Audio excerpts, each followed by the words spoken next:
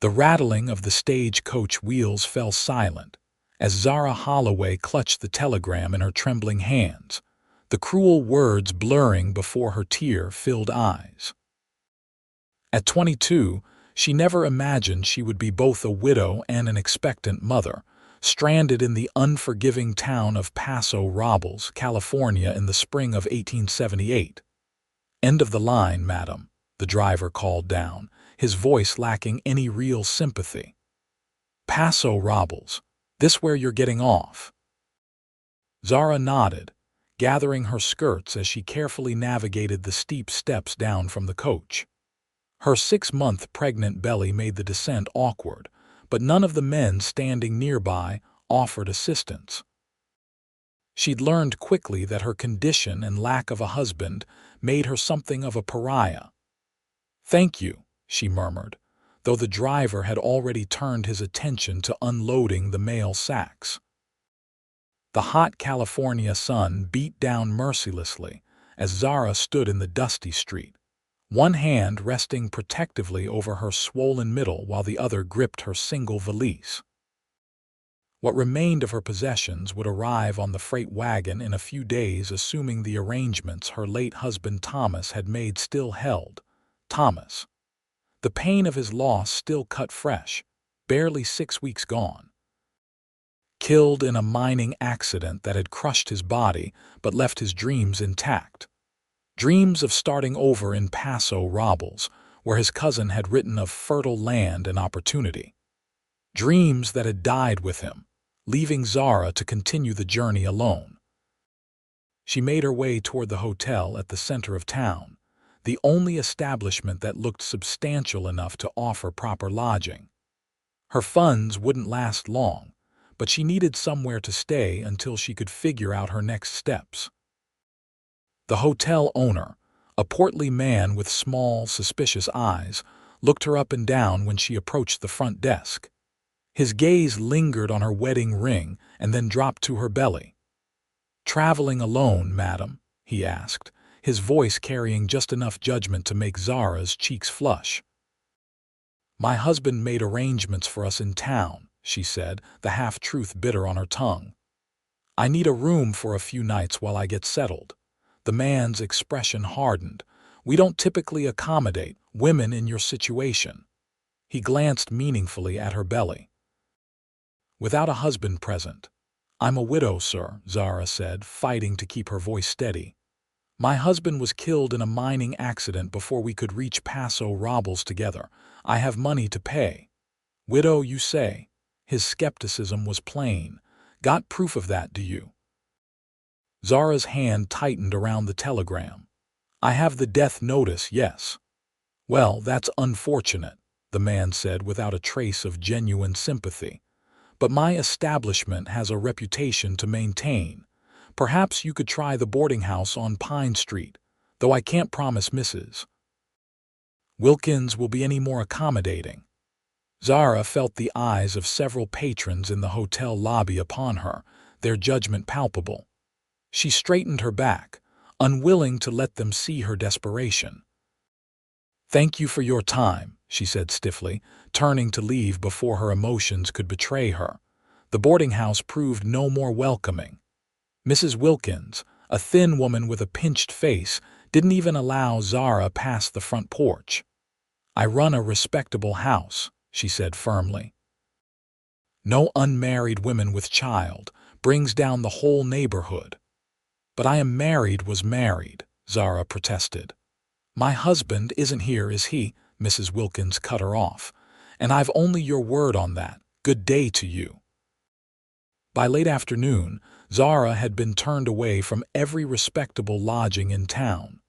Her feet ached, her back throbbed, and hunger gnawed at her empty stomach. The baby shifted restlessly inside her, as if sensing her distress. She found herself at the edge of town, near the livery stable, wondering if she might find shelter in some forgotten corner for the night. The thought of sleeping rough in her condition terrified her, but her options were dwindling with the sunlight. "You look like you could use some help." The voice startled her. Zara turned to see a man leading a dappled gray horse out of the stable. He wasn't particularly tall, but he had broad shoulders and a lean, sturdy frame. His face was tanned from long days under the sun, with laugh lines around eyes that were a startling blue against his weathered skin. He wore the practical clothes of a working cowboy: worn denim, scuffed boots, and a wide-brimmed hat that he removed as he approached her. "I don't mean to pry," he continued when she didn't respond, "but I couldn't help noticing you've been making the rounds in town today without much luck." Zara felt her face flush with embarrassment. "You've been watching me." "Not intentionally," he said with an apologetic smile. "Small town. Hard not to notice a newcomer, especially one being treated poorly." He extended his hand. "Patrick Abernathy. Most folks call me Pat." Zara hesitated before accepting his handshake. "Zara Holloway. Pleased to meet you, Mrs. Holloway.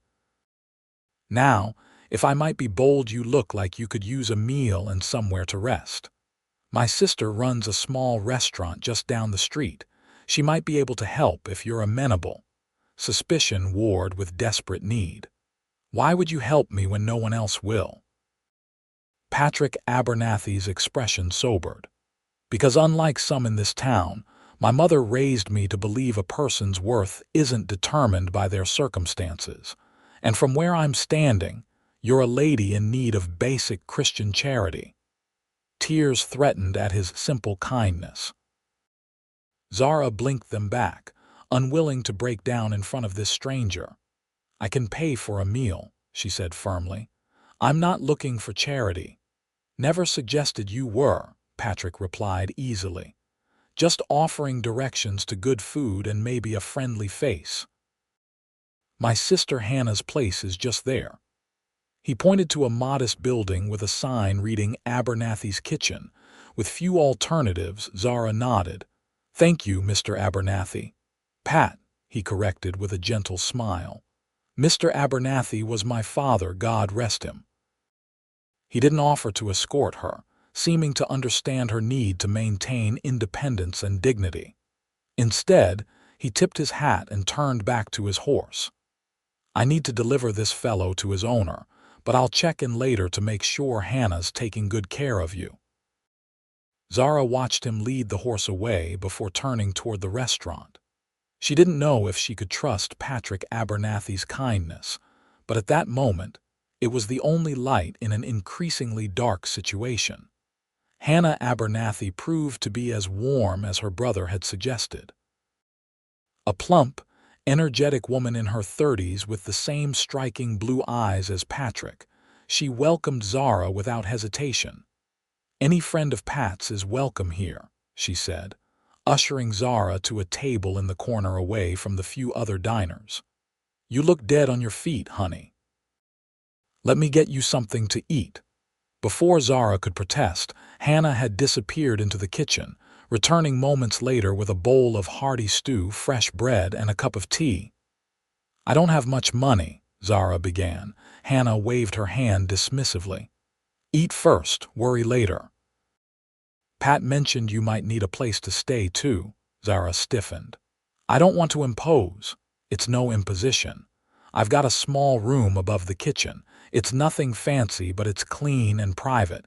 You're welcome to it until you sort out your situation." "Why are you being so kind to me?" Zara asked, unable to keep the suspicion from her voice after a day of rejection. "You don't even know me." Hannah's expression softened. "I know what it's like to be alone and expecting. My husband died of fever before our daughter was born. If not for Pat and a few kind souls, I don't know what would have become of us." She patted Zara's hand. "Now eat your stew before it gets cold. We can talk more after you've had some nourishment." The food was simple but delicious, and Zara found herself ravenous. As she ate, Hannah busied herself with closing up the restaurant for the evening, giving Zara space while remaining nearby. When Patrick returned an hour later, Zara had finished her meal and was helping Hannah clear the last of the dishes, despite the older woman's protests. "Looks like you two are getting along just fine," Patrick observed, hanging his hat on a hook by the door. "Your sister has been very kind," Zara said. "She mentioned you might be staying in the room upstairs for a spell," Patrick said. "That'll be good, safe place to rest." "I can't accept charity indefinitely," Zara insisted. "I need to find work, a permanent place to live." Patrick and Hannah exchanged a glance that Zara couldn't quite interpret. "There's time enough to worry about that tomorrow," Hannah said gently. "For tonight, rest is what you and that baby need most." "Hannah's right," Patrick agreed. "But if you're set on finding work, I might know of something that could suit you." He hesitated. "The school teacher, Miss Parsons, is leaving at the end of the month to care for her ailing mother. Town's been looking for someone educated to take her place. Would something like that interest you?" Zara's heart quickened. "I was a teacher back in Boston before I married Thomas." "Well now," Patrick said with a genuine smile that crinkled the corners of his eyes. "That's a stroke of luck, isn't it?" For the first time since receiving the telegram about Thomas's death, Zara felt a small flicker of hope. "Do you really think they would hire me, given my—" She gestured vaguely at her pregnant belly. Patrick's expression turned serious. "Some folks in town might object, but the school board's desperate and Judge Harrison's wife heads it. She's a fair-minded woman. It's worth trying at least." "Thank you," Zara said softly. "Both of you. I don't know how I'll repay your kindness." "No repayment necessary," Hannah assured her. "Now let me show you to your room. You look about ready to drop." The room was indeed small but clean, with a narrow bed, a washstand, and a chair by the window that overlooked the main street. Hannah had hastily made up the bed with fresh linens and left a pitcher of water and a clean nightgown that would accommodate Zara's growing figure. "It was mine when I was carrying Lily," Hannah explained. "Should fit you well enough." When Hannah left her alone, Zara sank onto the edge of the bed, overwhelmed by the day's events. She allowed herself a few quiet tears for Thomas, for their unborn child, for the uncertainty that stretched before her. But as she placed her hands on her belly and felt the reassuring movement within, she made a silent promise. "We'll be all right," she whispered. "Somehow, we'll make this work." Outside her window, the last light faded from the sky, and Paso Robles settled into the quiet rhythms of night. Zara didn't know what tomorrow would bring, but for the first time since becoming a widow, she didn't feel entirely alone. Over the next few days, Zara settled into a routine. Hannah refused to accept payment for the room, but allowed Zara to help in the restaurant during the busy breakfast and lunch hours. The work was tiring, but provided a welcome distraction from her grief and worries.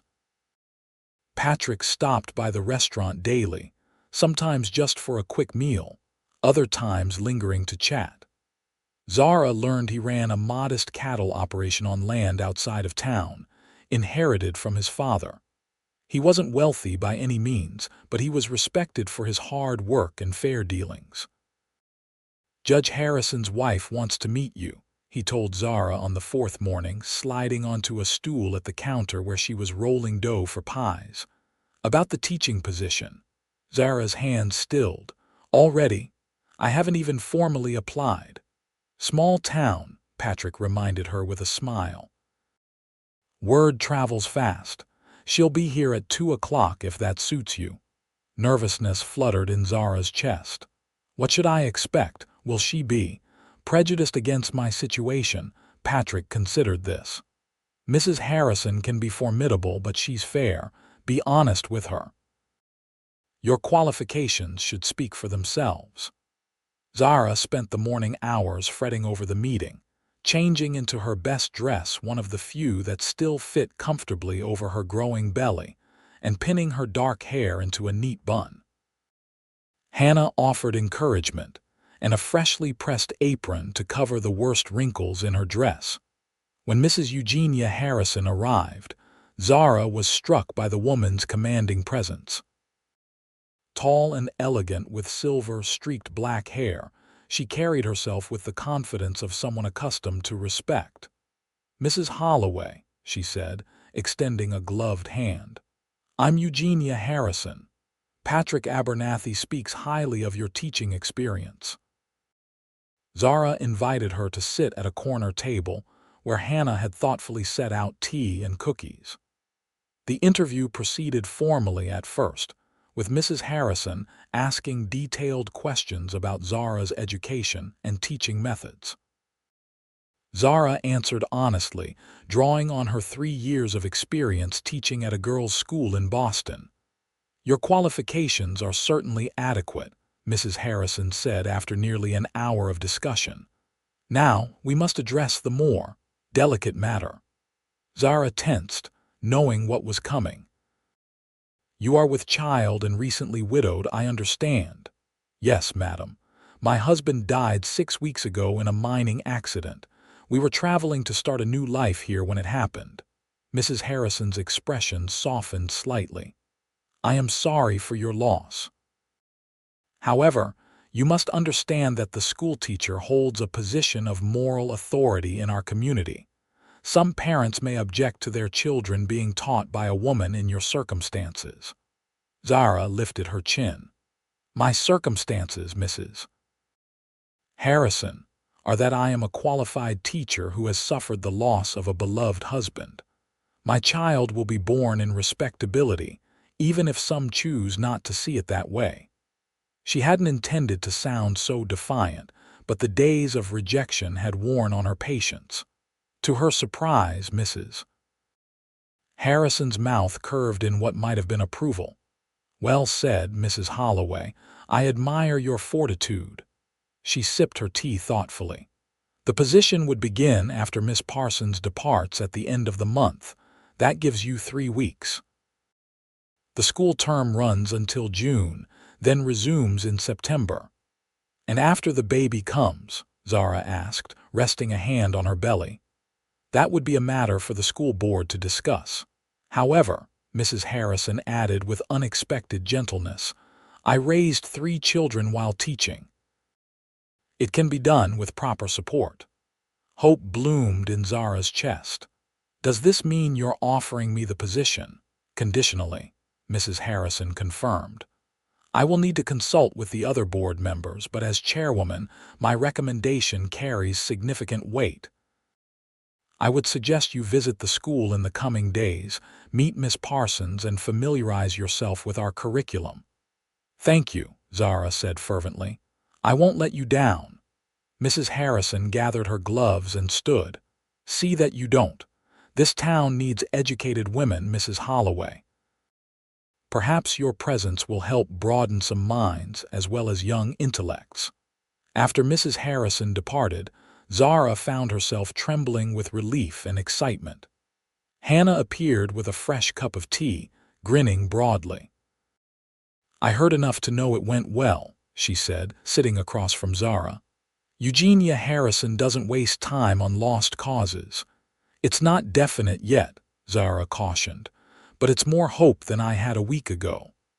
The bell over the door jangled and Patrick walked in, removing his hat. "Just saw Mrs. Harrison leaving. How did it go?" Zara couldn't help but smile at his evident concern. "She's recommending me to the board." Patrick's face broke into a wide grin. "That's wonderful news." He sat down, accepting the coffee Hannah poured for him. "I knew they'd see your worth once they looked past their prejudices." "I haven't got the position yet," Zara reminded him. "You will," he said with such confidence that Zara found herself believing it too. That evening, Patrick invited Zara to ride with him to see the schoolhouse. "It's not far," he assured her, "and I thought you might like to get the lay of the land before meeting Miss Parsons tomorrow." The schoolhouse was a simple white clapboard building at the edge of town, with a bell tower and a small yard for the children to play in. Patrick helped Zara down from his wagon and led her to the porch. "It's not much to look at," he said, "but it's sturdy. Town built it 5 years ago after the old one burned down." Zara peered through the windows at the rows of desks and the blackboard at the front of the room. How many students attend? About 25, ages 6 to 16. Some of the older boys only come in winter when there's less work on the ranches. Zara tried to imagine herself standing at the front of the classroom, teaching these unknown children. It seemed both terrifying and deeply right. "Thank you for bringing me here," she said softly, "and for everything else you've done." Patrick leaned against the porch railing, studying her face in the golden light of the setting sun. "You know, when I first saw you in town, looking so lost but still holding your head high, I admired your courage." Zara flushed under his gaze. It wasn't courage, just desperation. "Sometimes they're the same thing." He straightened, suddenly looking a bit awkward. "I should get you back before it gets dark. Hannah will worry." On the ride back to town, Zara found herself acutely aware of Patrick sitting beside her on the wagon seat. There was something solid and reassuring about his presence, different from Thomas's intellectual intensity. Thomas had been a dreamer, always looking toward the horizon. Patrick seemed firmly rooted in the present, practical and steady. The thought brought a flash of guilt. Thomas was barely cold in his grave, and here she was, noticing another man. She placed her hand protectively over her belly, reminding herself that her child, Thomas's child, had to be her priority now. The following weeks passed in a blur of activity. Zara met with Miss Parsons, a kindly woman in her 50s who was clearly torn between concern for her ailing mother in Sacramento and worry for her students. "They're good children, mostly," Miss Parsons told Zara as they sat together in the schoolhouse after classes one day. "The Donovan boys can be troublesome, and little Mary Baker struggles with her reading, but they all try their best." She handed Zara a stack of lesson plans and textbooks. "I've outlined what we've covered so far this term and what remains. Of course, you'll have your own methods, but this might help you find your footing." "Thank you," Zara said sincerely. "This is incredibly helpful." Miss Parsons hesitated. "Mrs. Holloway, I feel I should mention, there has been some talk in town about your situation." Zara stiffened. "My pregnancy, you mean, or my widowhood?" "Both, I'm afraid. Some parents have expressed concerns." "And what do you think?" Zara asked directly. Miss Parsons smiled unexpectedly. "I think these children need a teacher who cares about their education. Your personal circumstances are between you and God." The school board officially offered Zara the position 5 days before Miss Parsons's departure. The salary was modest, but would be enough for Zara to rent a small cottage on the edge of town and provide for her basic needs. Patrick helped her move her few belongings into the cottage, which had 2 tiny bedrooms, a kitchen with a cast iron stove, and a small parlor. "It needs some work," he acknowledged as they surveyed the somewhat neglected interior. "But the roof's sound and the walls are solid." "It's perfect," Zara said, meaning it. After weeks of uncertainty, having a place of her own felt like an incredible luxury. Hannah contributed curtains and kitchen essentials, while Patrick repaired loose floorboards and fixed a leak in the water pump. By the time Zara's first day of teaching arrived, the cottage felt like a home. Standing before her students that first morning, Zara felt a mixture of terror and exhilaration. 23 curious faces stared back at her, some openly examining her rounded belly, others politely pretending not to notice. "Good morning," she began, her voice steadier than she felt.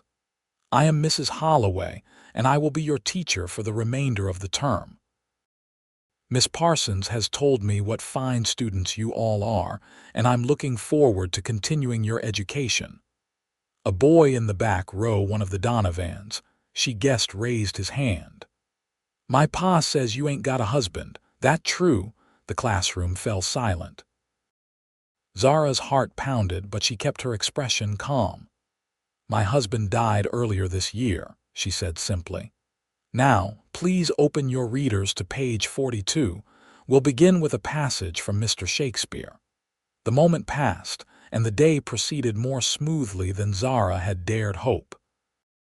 By the end of the week, she had learned all her students' names and begun to understand their individual strengths and challenges. Some parents kept their distance, but others gradually warmed to her as their children came home talking about Mrs. Holloway's interesting lessons. Mrs. Harrison visited once and left with a satisfied nod that Zara took as approval. Patrick continued to be a steady presence in her life, stopping by the cottage on Sundays to check that everything was working properly and bringing small gifts, fresh eggs from his chickens, a rocking chair he'd repaired for the baby's room, wildflowers he'd spotted on his way into town. "You don't need to keep doing this," Zara told him one Sunday afternoon in her 7th month as he fixed a broken hinge on her back door. "Doing what?" he asked innocently, hammering a nail with precise strokes. "Taking care of me. I'm managing on my own now." Patrick set down his hammer and looked at her directly. "I know you are. You're the most capable woman I've ever met, Zara Holloway." The use of her first name sent an unexpected warmth through her. He rarely called her anything but Mrs. Holloway in public, maintaining the propriety that protected her reputation in town. "But," he continued, "everyone needs a friend, and I like being yours, friend." The word was both comforting and somehow disappointing. Zara pushed the feeling aside, attributing it to her emotional state and advancing pregnancy. "I'm grateful for your friendship," she said, meaning it. "I don't know how I would have survived these past months without you and Hannah." Patrick finished the repair and gathered his tools. "Speaking of Hannah, she sent a chicken pie for your supper, said you're looking too thin." Zara laughed. "Your sister seems determined to fatten me up despite evidence to the contrary." She gestured at her prominent belly. Patrick's expression softened as he looked at her. "You're carrying well." "My mother always said a baby sitting high meant a boy." "Is that so?" Zara smiled. "And if it's a girl, then she'll be as beautiful and strong as her mother," Patrick said with such sincerity that Zara felt tears spring to her eyes. Embarrassed by her emotional response, she turned away to wipe her eyes. "Forgive me. I seem to cry at the slightest provocation these days." "Nothing to forgive," Patrick said gently. He hesitated, then added, "Zara, I've been meaning to ask, will you have help when the baby comes?" The question touched on a worry that had been growing as her due date approached. Hannah had offered to stay with her, but she had the restaurant to run and her own daughter to care for. "Dr. Matthews says Mrs. Fowler assists with most births in town," Zara said. "She'll come when it's time." Patrick frowned slightly. "That's for the birth itself, but what about after? The first weeks can be difficult from what I've observed with my sister and cousins." "I'll manage," Zara said, more confidently than she felt. Patrick looked like he wanted to say more but thought better of it. He picked up his toolbox and hat. "Well, you know where to find me if you need anything, day or night." After he left, Zara sat in the rocking chair by the window, watching the sunset paint the sky in shades of pink and gold. She felt the baby move within her and wondered, not for the first time, what Thomas would think of the life she was building in his absence. Would he approve of the small cottage, the teaching position, her friendship with Patrick Abernathy? That night, as she wrote in her journal before bed, Zara admitted to herself what she had been trying to deny for weeks. She was developing feelings for Patrick, feelings that went beyond gratitude or friendship. The realization was both frightening and exhilarating. "It's too soon," she whispered to herself. "And he probably only sees me as a responsibility, a widow in need of help." Yet she couldn't forget the way his eyes softened when he looked at her, or how his hand had lingered when he helped her down from his wagon. 2 weeks later, Zara woke in the middle of the night to a sharp pain that took her breath away. She lay still, waiting to see if it would come again. When it did, several minutes later, she knew her time had come nearly 3 weeks earlier than Dr. Matthews had estimated. Fear gripped her as she realized she was alone. The next contraction convinced her she needed help sooner rather than later. Struggling out of bed, she managed to dress partially and wrap herself in a shawl. The nearest neighbor was a quarter-mile away, and she wasn't sure she could make it that far. In desperation, she lit the lamp in her front window, the signal she and Patrick had agreed upon if she ever needed urgent help. He had insisted on establishing this system just in case, though Zara had thought it unnecessary at the time. Now, as another contraction gripped her, she was profoundly grateful for his foresight. But would he see the lamp from his ranch outside town? And even if someone did notice, would they come to investigate in the middle of the night? An hour passed with increasing pain. Zara paced her small parlor, pausing to grip the back of a chair during contractions. Just as she was beginning to think she would have to deliver her baby alone, she heard hoofbeats approaching at a gallop. Moments later, Patrick burst through her door without knocking, his face tight with concern. "Zara, are you all right?" The relief of seeing him was so intense that tears sprang to her eyes. "The baby," she managed. "It's coming." Understanding immediately, Patrick helped her to the bedroom. "I'll fetch Mrs. Fowler and the doctor. Will you be all right for a few minutes?" Zara nodded, though another contraction was building. "Please hurry." Patrick's departure and return with Mrs. Fowler seemed to happen in a blur of pain and waiting. The midwife was a no-nonsense woman in her 50s who took charge immediately, sending Patrick to boil water and fetch clean linens. The doctors attending a difficult birth at the miller's farm, Mrs. Fowler explained as she examined Zara. "But you're doing fine. This isn't my first delivery without him." The labor progressed rapidly after that. Through the haze of pain, Zara was aware of Patrick moving in and out of the room, following Mrs. Fowler's instructions without question or embarrassment. "You're nearly there," Mrs. Fowler encouraged as Zara entered the final stage. "A few more good pushes should do it." Zara gathered her remaining strength, thinking of Thomas and the child they had created together, the future that waited on the other side of this pain. With a final, powerful effort, she felt the baby slip from her body, followed by a moment of breathless silence.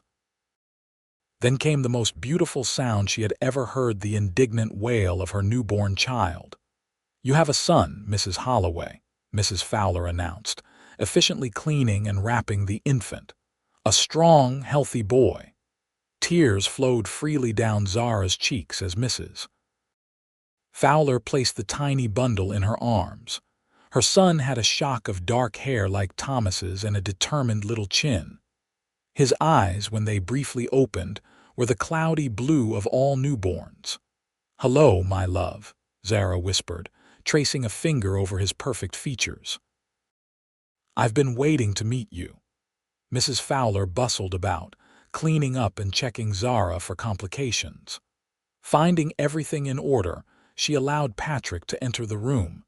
He approached the bed hesitantly, his expression a mixture of awe and tenderness as he looked at the baby in Zara's arms.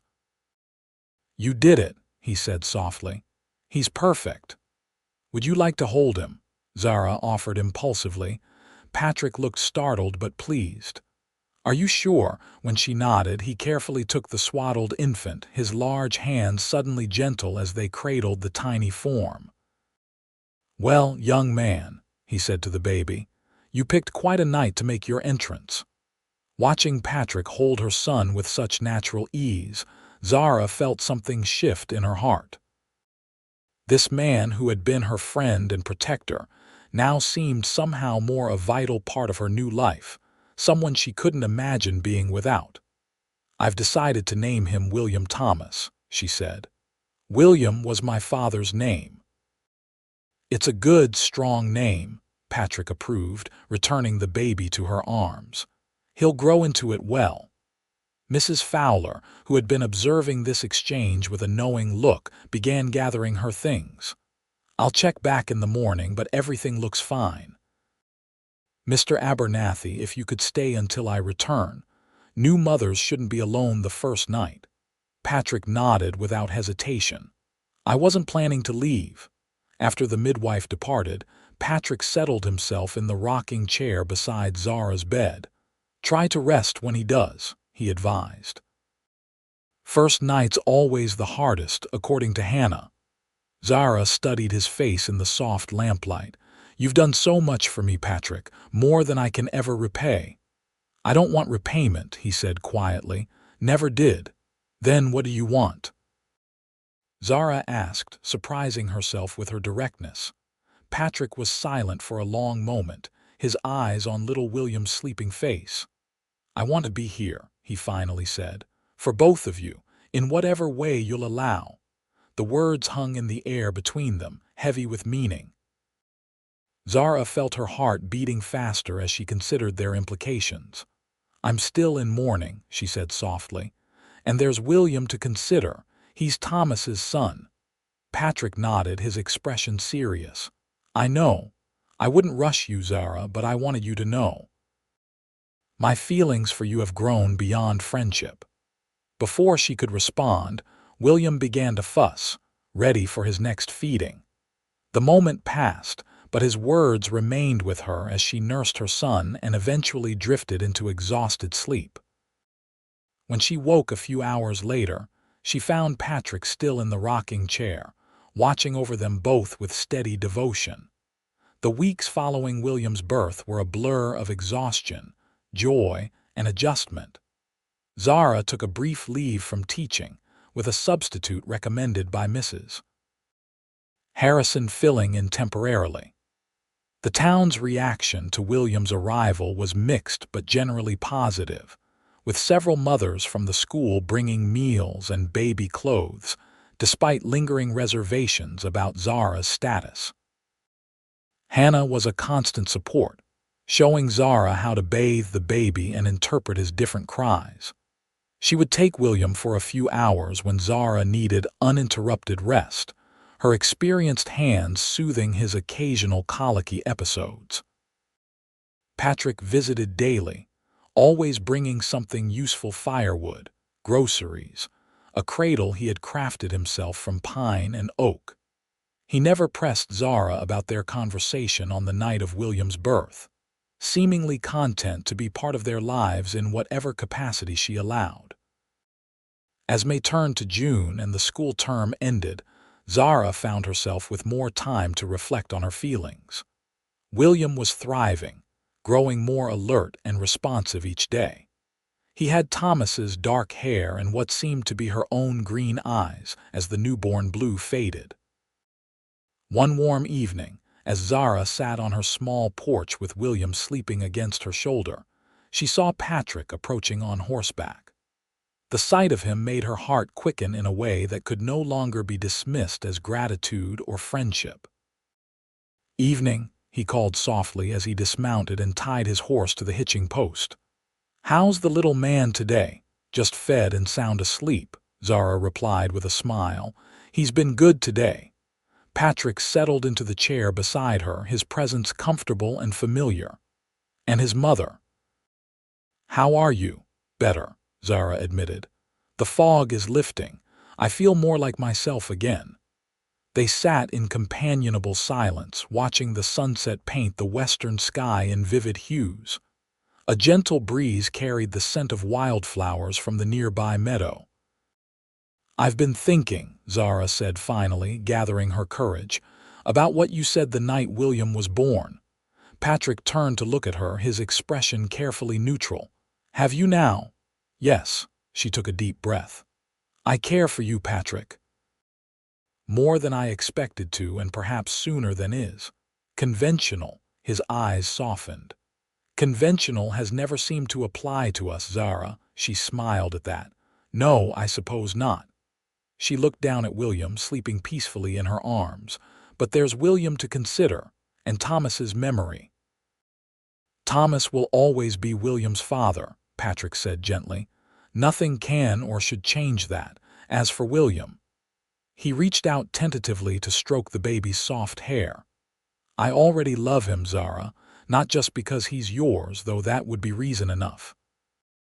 He's a remarkable little person in his own right.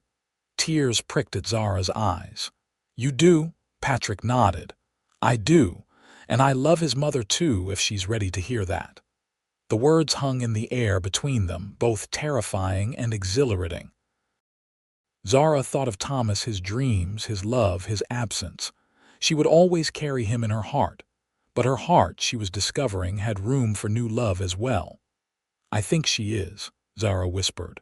Ready to hear it, that is, and perhaps to say it back in time. Patrick's smile was like the sunrise, gradual, warm, and full of promise. He reached for her free hand, entwining their fingers. Then I can wait for that time, he said, however long it takes. As if sensing the significance of the moment, William stirred and opened his eyes, regarding them both with a solemn expression before breaking into a toothless smile. Look at that, Patrick chuckled. I believe we have his approval. Zara laughed softly, the sound carrying on the evening breeze. For the first time since receiving that devastating telegram, she felt truly hopeful about the future, not just surviving it, but embracing it with all its unexpected turns.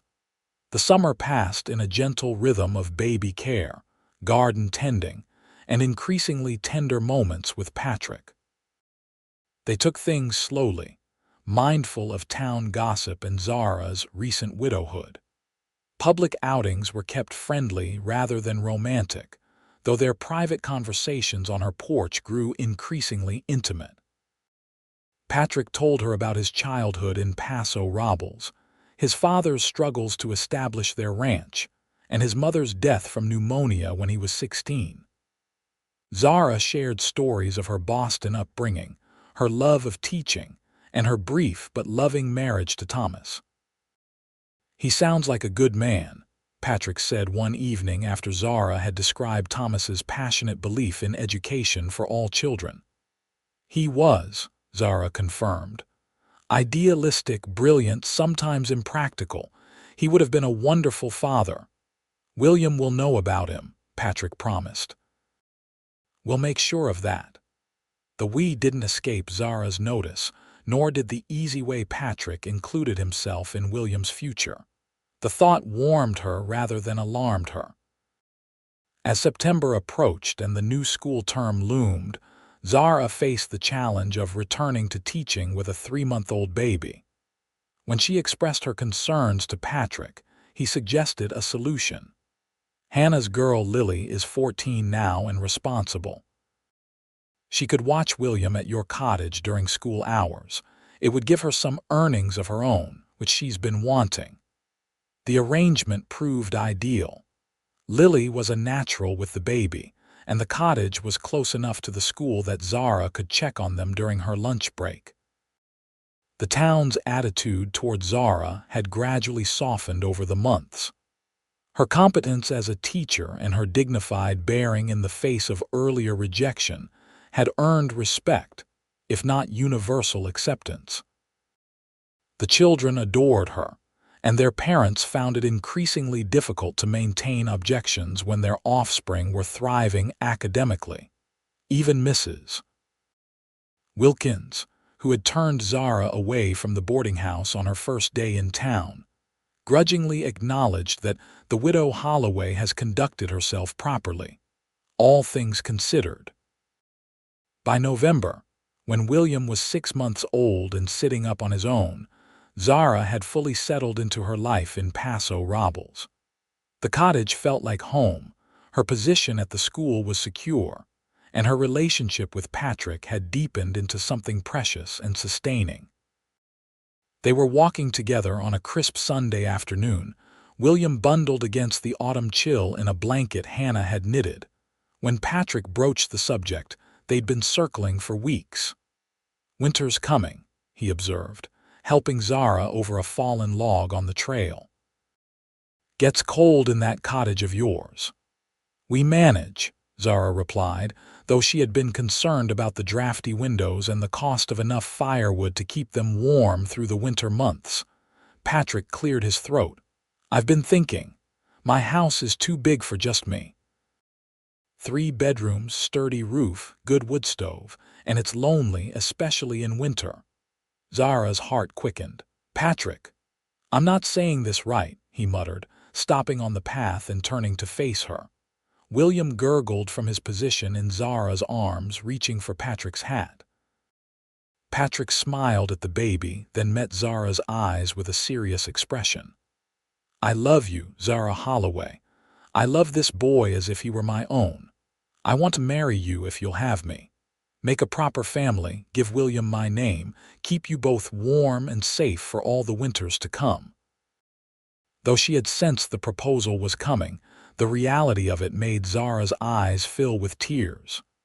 "People will talk," she said, voicing her primary concern. "They'll say you married Thomas's widow too soon, that William isn't." "Let them talk," Patrick interrupted firmly. "Those who matter know the truth. Those who don't matter will find something else to gossip about eventually." Zara shifted William to her other arm, considering. "The ranch is 3 miles from town. How would I continue teaching?" Patrick smiled. "I thought about that. I could drive you in each morning and pick you up after school. Or, if you prefer, we could stay in the cottage during the week and at the ranch on weekends and holidays." The fact that he had considered these practical details touched Zara deeply. Thomas, for all his wonderful qualities, had often left such considerations to her. "You've thought this through," she observed. "I have," he confirmed. "Been thinking about it since about the 2nd week I knew you, truth be told." That made her laugh. "That soon?" "That soon," he affirmed. "Though I knew you weren't ready then. Maybe you still aren't. If that's the case, I'll wait. But I wanted you to know where I stand." Zara looked at this good, steady man who had become so essential to her happiness. She thought of Thomas not with guilt this time, but with a gentle acknowledgement that he would want her and William to be loved and cared for. "I don't need to wait," she said softly. "Yes, Patrick, I'll marry you." The joy that illuminated his face was answer enough, but he gathered her and William carefully in his arms, mindful of the baby between them. "You've made me the happiest man in California," he murmured against her hair. William, apparently approving of this development, grabbed a fistful of Patrick's shirt and laughed his new, delightful baby laugh. They were married 2 weeks later in a simple ceremony at the small church in Paso Robles. Hannah stood as Zara's witness, beaming with happiness for her brother and the woman who had become her dear friend. William, dressed in a tiny suit sewn by Mrs. Harrison's daughter, was passed among adoring arms throughout the reception. To Zara's surprise and gratification, most of the town turned out for the wedding. Even those who had initially rejected her seemed willing to embrace the romantic notion of the widowed teacher finding love with the respected rancher. Mrs. Wilkins brought a cake. Mr. Peterson from the hotel, who had refused Zara a room on her first day in town, gifted them with a fine bottle of wine from his private stock. Dr. Matthews gave them a rocking horse for William, when he's a bit bigger. "Seems you've won them over," Patrick murmured as they accepted congratulations. "We've won them over," Zara corrected. "Your standing in this community opened doors that might have remained closed to me alone." "You would have pried them open eventually," Patrick said with a smile. "You're a force of nature, Zara Abernathy." The new name sent a thrill through her. Zara Abernathy, a new identity to match her new life. They moved into Patrick's ranch house the following day. It was indeed larger and more comfortable than the cottage, with sturdy furniture built by Patrick's father and colorful quilts made by his mother. A fireplace dominated the main room, with Patrick's books lining shelves along one wall. It needs a woman's touch, Patrick admitted as he showed her around. Been just me for too long. It's wonderful, Zara assured him, already envisioning curtains for the bare windows and a rug for the wooden floor where William would soon be crawling. That night, after settling William in the nursery Patrick had prepared adjacent to their bedroom, Zara and Patrick came together as husband and wife for the first time. Their lovemaking was tender and passionate, a physical expression of the deep connection that had grown between them over the months. Afterward, lying in his arms with her head on his chest, Zara marveled at the journey that had brought her to this place of contentment. When I arrived in Paso Robles, I thought my life was over, she confessed. I couldn't imagine finding happiness again. Patrick stroked her hair, his touch reverent. And now I can't imagine being anywhere else or with anyone else. She propped herself up to look into his eyes. You saved me, Patrick. No, he corrected gently. You saved yourself. I just had the good sense to recognize a miracle when I saw one and hold on tight. The winter passed in domestic harmony.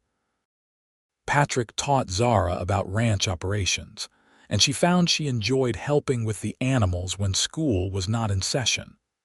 William thrived in the healthy country air, growing robust and increasingly mobile.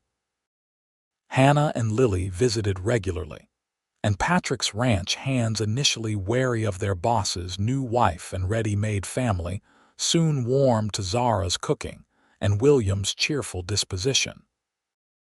By spring, as William celebrated his first birthday, Zara found herself feeling unaccountably tired and queasy in the mornings. A visit to Dr. Matthews confirmed what she had begun to suspect. She was expecting another child. Patrick's child, she whispered to herself as she rode home from the doctor's office, the news a joyful secret she couldn't wait to share.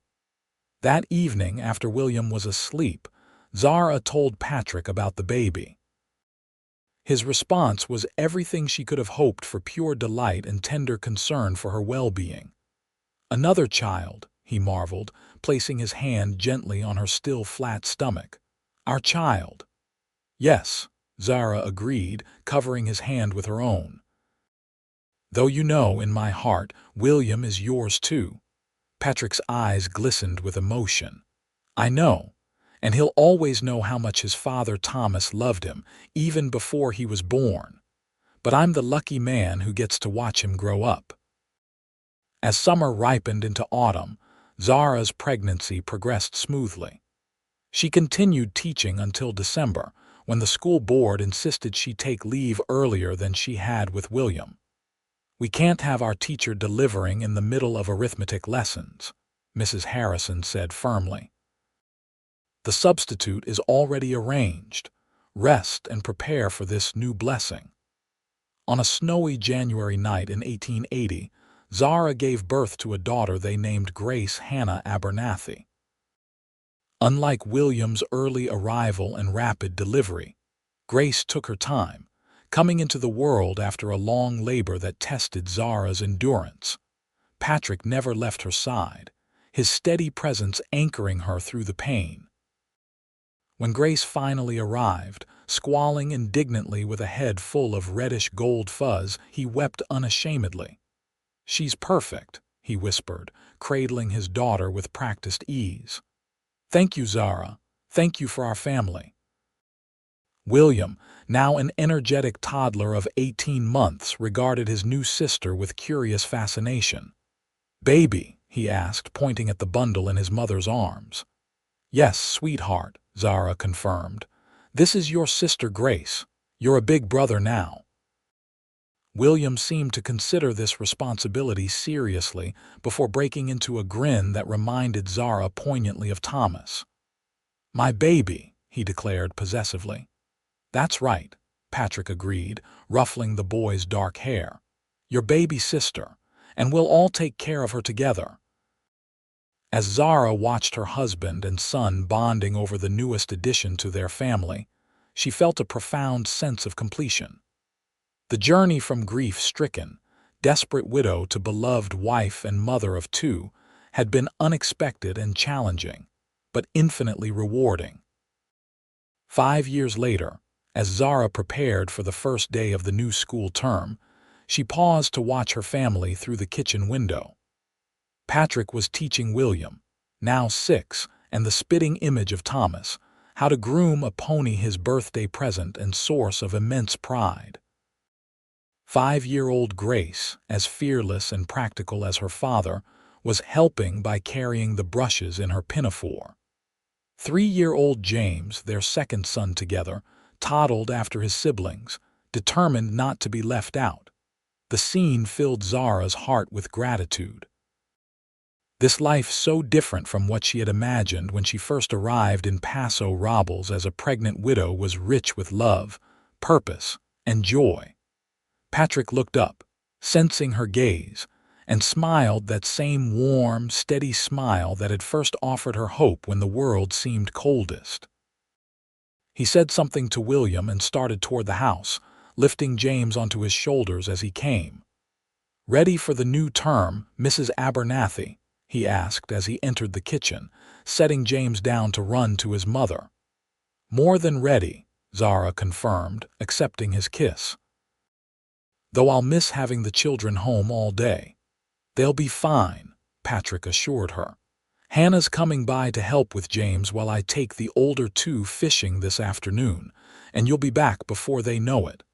Zara nodded, knowing he was right. The balance they had created between her teaching career and family life worked well for all of them. The town that had once rejected her now held her up as an example of both professional dedication and maternal devotion. "I was thinking," Patrick said as he helped her gather her teaching materials, "about adding on to the house next spring. The children are getting bigger and we could use another bedroom." "That sounds sensible," Zara agreed. Patrick hesitated. "Especially if we decide to expand our family again." Zara looked at him in surprise. "Are you suggesting?" He shrugged, a boyish grin lighting his features. "Just thinking ahead. You make such beautiful babies, Mrs. Abernathy." Zara laughed, shaking her head at his teasing.